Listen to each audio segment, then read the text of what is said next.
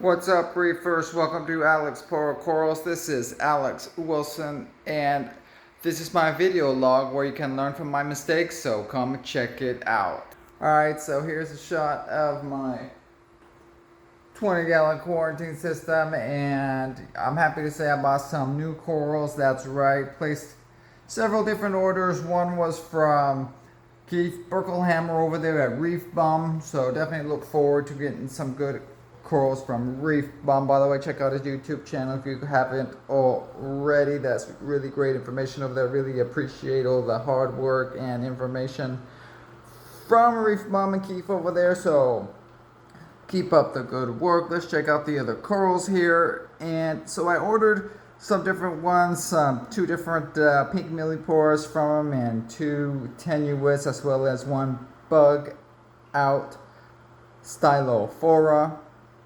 And I also ordered, let's see, quite a few from this Lucky Corals, as well as Corals Anonymous. And Corals Anonymous is pretty good as well because they're like had a really good selection of the mushrooms, and so I was really looking forward to getting some different more Rhodactis as well as some more Discosomas.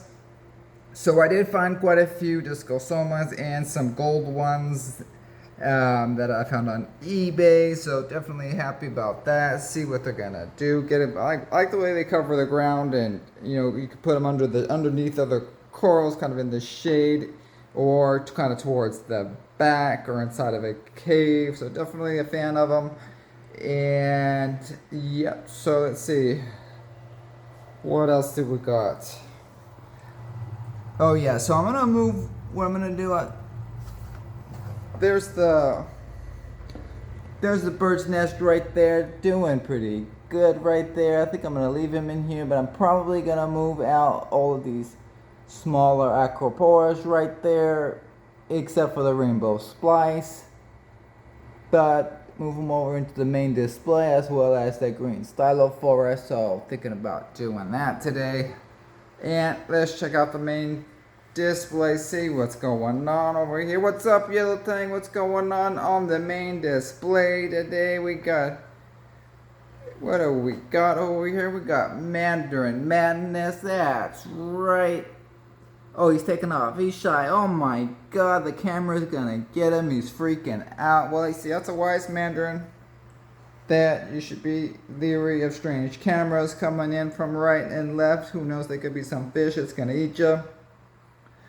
But one thing too is that, I've had all of my large polyp corals, and I feed them usually the canned tuna. It's just what I happen to have on hand. Works pretty good.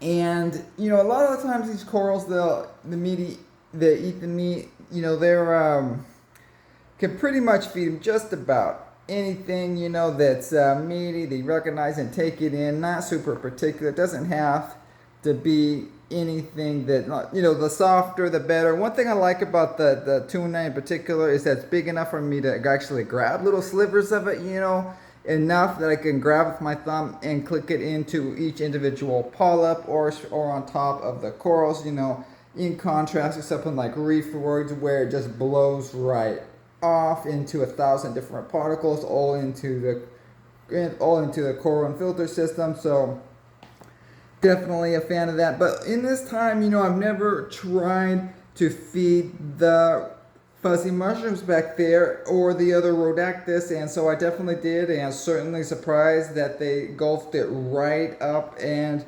were closed right up on top of them, and kind of like in this balloon, upside down balloon like shape. So my bad. I guess I should have been doing that way back when. They've been growing too, just play at a much slower pace than what it would have been if I was feeding them this whole time. So definitely happy about that.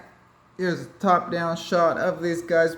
And so also tried feeding the Discosoma in the same fashion. And nope, they definitely did not take to the bigger particles of the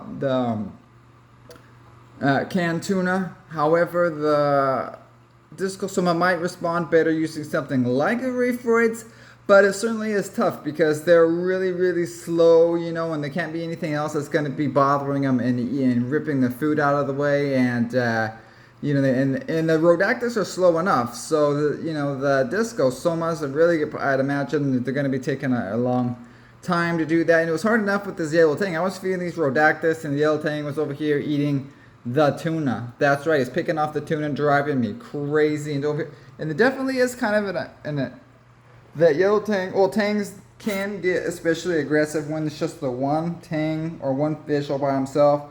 Or just the one tang is all you need, actually. And definitely really aggressive about his corner over here. So I was over here feeding the Rhodactis and the other mushrooms, and the tang was over here trying to push me out of here with his back tail, trying to cut me up and eating the little bit of the tuna that I was putting in there. But end of the day, yellow tang got some tuna. I didn't know they eat tuna, but they do. I guess they're omnivorous, at least in captivity. And so what's up? Oh, what's up, yellow tang? What eating? I guess they'll eat anything. I guess anything they can get their mouths on, they'll try to eat. But definitely eats a lot of nori. Alright guys, so what did I also ordered 2 more hammers. So I got a gold hammer as well as a purple tip branching hammer. So looking forward to trying those out. And I guess that's about it. So let's check it out. Guess we're gonna check out what else do we got up here, yellow tang. Here's a shot of my clams and the micromusa right there. See how they're doing.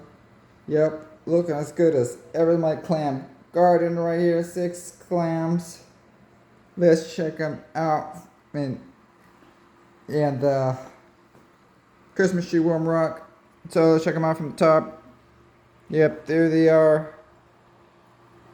Clams are right there, and also have the, here you can see them well right there. That's the home wrecker tenuous, really good pollen extension, really good color. So I'm looking forward. That one is looking pretty good. So that's where I tried to get a couple more tenuous as well as a couple milliporas. I know they're a little more hardier than a lot of these. Here's a shot of them.